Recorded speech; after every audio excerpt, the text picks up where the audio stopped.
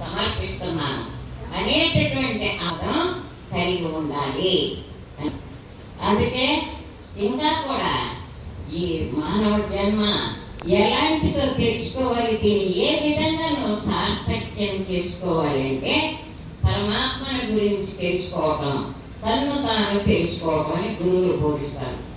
తన్ను తాను తెలుసుకోవటం, ఆ తన్ను తాను తెలుసుకోవటం అనేది ఏదైతే ఉంటుందో అప్పుడు పరమాత్మ మనకి మానవ జన్మించిన దానికి కాస్త సార్థక్యం చేసుకున్న వాళ్ళం అవుతాం.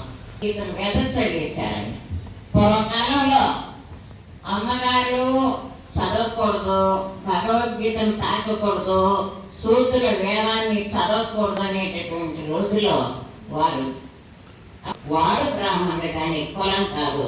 No caste, no creed, no religion, కులంలే మతంగా ఏమి ఎక్కడ దానికి కుల భేదము లేదు, నీకు గుణ భేదమే కానీ సకల జనులు సమానులని చాటిన ప్రధాని విజయీ భవ, విజయీ భవ.